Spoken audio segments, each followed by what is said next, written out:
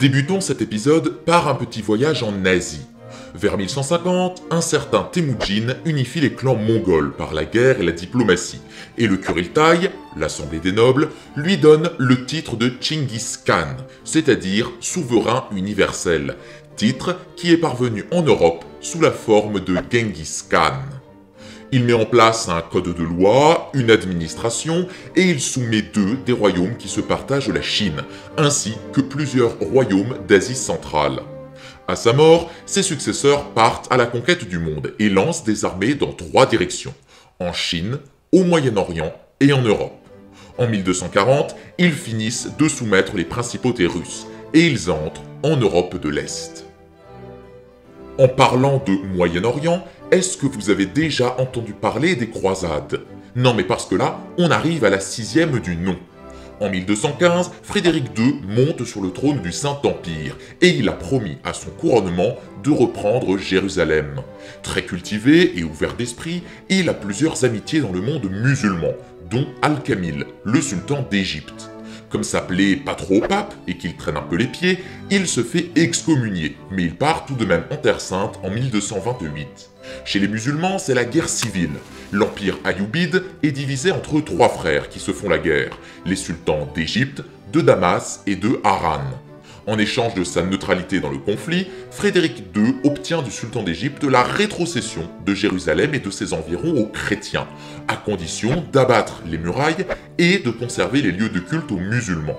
Frédéric accepte le marché et se fait couronner roi de Jérusalem en 1229, avant de mettre les voiles un mois après pour ne plus jamais revenir.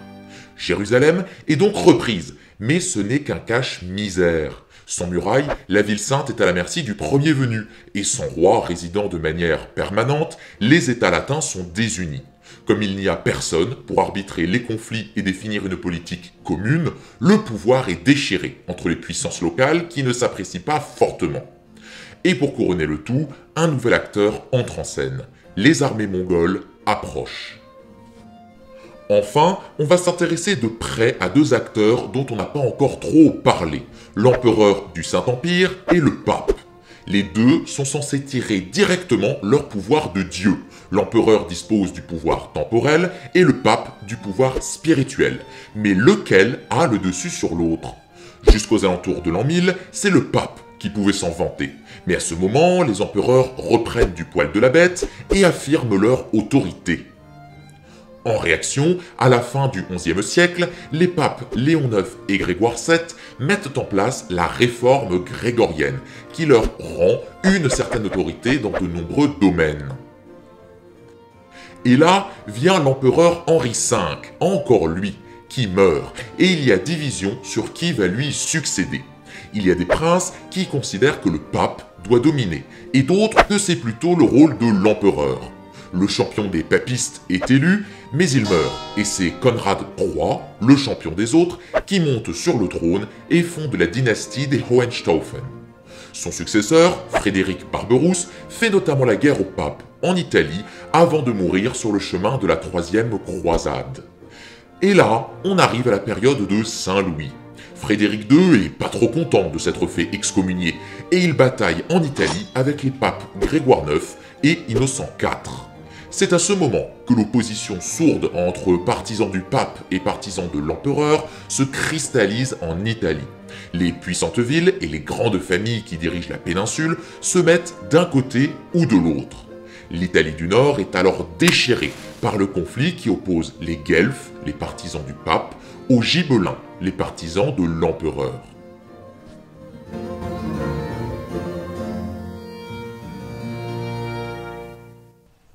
Fils aîné de Louis VIII, Louis est sacré très vite après la mort de son père, afin d'éviter toute contestation. Comme il n'a que 12 ans, c'est sa mère, Blanche de Castille, qui va se charger de la régence jusqu'à ses 21 ans, où il devient officiellement majeur. Louis IX est marié en 1234 à Marguerite de Provence, la fille du comte de Provence et de Forcalquier. De leurs 11 enfants, 8 atteignent l'âge adulte, et je vous garantis que dans un avenir assez lointain, nous reparlerons de ce Robert.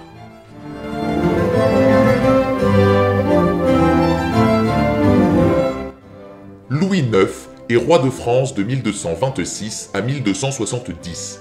Si son surnom est effectivement un énorme coup de pub pour les Capétiens, il n'a pas pu être donné comme ça. Connu pour sa justice, sa bonté, ses bienfaits, sa foi et son obéissance au pape, surtout, son fils et son petit-fils demandent au pape sa canonisation, qu'ils obtiennent le 4 août 1297. Louis IX de France devient Saint Louis, et il est fêté le jour anniversaire de sa mort, le 25 août. Concernant son règne, il est long. En fait, c'est même le 5e plus long règne de l'histoire de France, et ça a permis à Louis de cultiver cette image qu'on a de lui. C'est en effet le roi le plus connu dont j'ai pu parler jusqu'à présent, passage obligé en cours d'histoire, et dont on a tous une jolie image. Le pieux roi Louis qui rend la justice sous son chêne en protégeant les faibles. Puisqu'il ne faut pas oublier que ça reste un roi, donc un politicien et un commandant, j'aimerais ajouter qu'il s'agit aussi du premier roi capétien à être capturé sur un champ de bataille. Mais ça, on en reparlera juste après.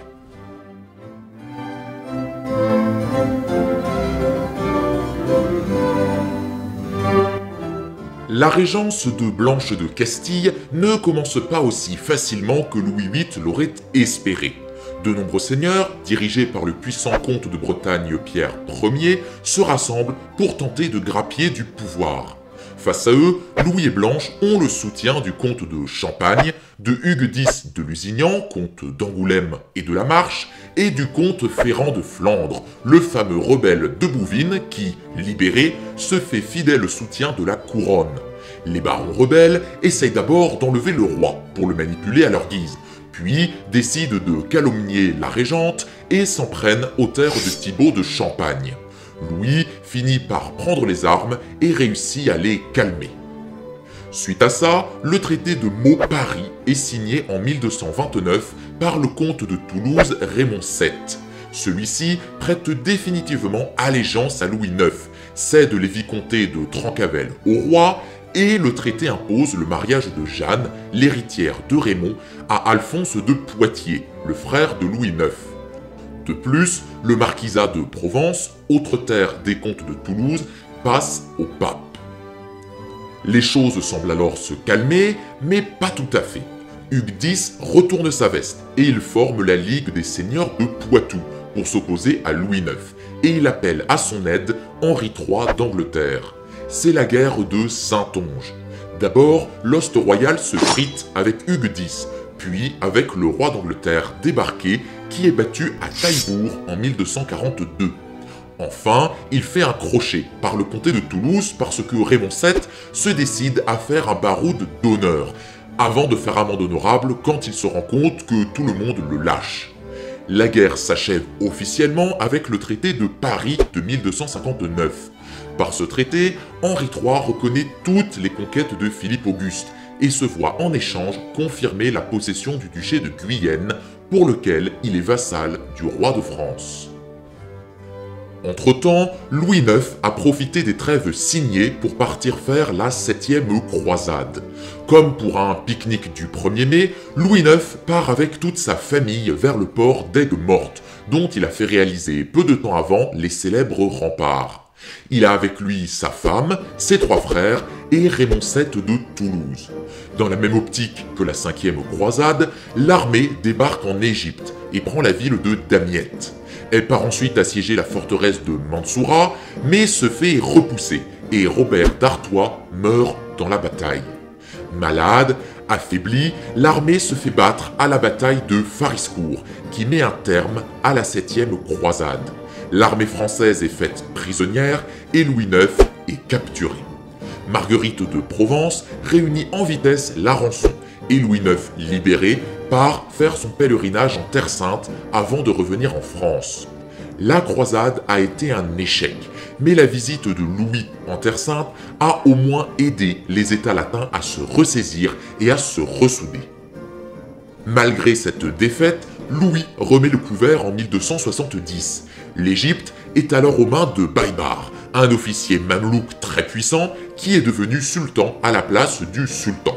Conscient de sa puissance, Louis IX lance en 1270 la 8e et dernière croisade, direction la Tunisie, qui ne fait pas partie du sultanat d'Égypte.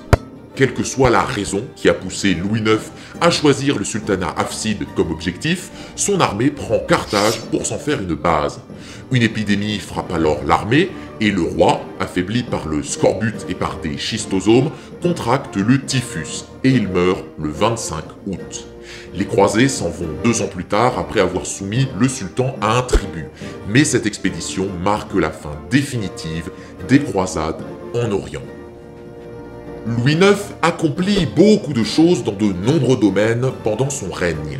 Par exemple, il achète un grand nombre de reliques du Christ, et pour les conserver, il fait élever la Sainte Chapelle à Paris, une église de pur style gothique rayonnant.